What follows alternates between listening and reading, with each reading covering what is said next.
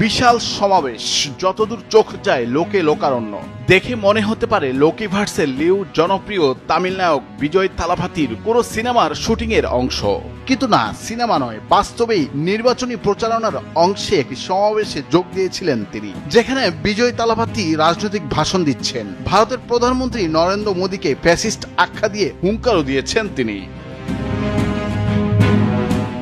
তামিল নায়ক বিজয় থালাপাতির জনপ্রিয়তা কোন অংশে কম নয়। টানা 8টি 200 কোটির হিট সিনেমা উপহার দিয়েছেন দর্শকদের, যে রেকর্ড সালমান খান কিংবা শাহরুখ খানেরও নেই। তবে এত জনপ্রিয়তা থাকা সত্ত্বেও সেই সিনেমা জগৎ ছেড়ে রাজনীতিতে এসে বাজিমাত বিজয়ের।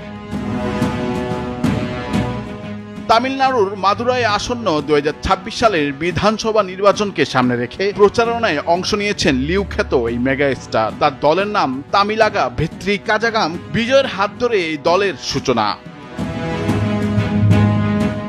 কদিন আগে এক সমাবেশে সরাসরি ঘোষণায় বিজয় তার দলের একমাত্র আদর্শগত শত্রু বলে বিজেপিকে চিহ্নিত করেছেন। একই সঙ্গে ক্ষমতাসীন দল ডিএমকে ও বিজেপির বিরুদ্ধে যুদ্ধ ঘোষণা করেছেন তিনি। সমাবেশে হাজারো সমর্থকদের সামনে বিজয় বলেন, আমাদের একমাত্র আদর্শগত শত্রু হচ্ছে বিজেপি আর রাজনৈতিক প্রতিদ্বন্দ্বী ডিএমকে। তামিলাগা ভেট্টি কাজাগাম কোনো মাফিয়া গোষ্ঠী নয়, বরং এটি এমন একটি শক্তি যারা কোনো দলে ভয় পায় না। আজ আমরা ফ্যাসিবাদী বিজেপি ও বিষাক্ত ডিএমকে এর বিরুদ্ধে যুদ্ধ ঘোষণা করেছি। অভিনেতা আরো বলেন, সিংহ জানে কিভাবে ভিড়ের মধ্যে আমরা কিভাবে একা থাকতে হয়। সে কখনো ভয় পায় না। সিংহ কেবল শিকারের জন্যই বেরোয়, বিনোদনের জন্য নয়। আর সিংহ কখনো মৃত শিকার খায় না। এদিন প্রধানমন্ত্রী নরেন্দ্র মোদীকে সরাসরি চ্যালেঞ্জ ছুড়ে দিয়ে বিজয় বলেন, NEET বাতিল করুন।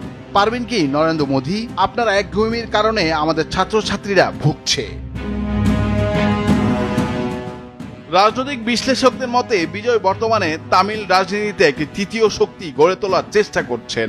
ক্ষমতাসীন ডিএমকে ও বিরোধী AIADMK এর বাইরে নতুন রাজনৈতিক বিকল্প হিসেবে নিজেকে এবং তার দলকে তুলে ধরতে চাইছেন তিনি। নুরুল আফসার, বৈশাখী সংবাদ।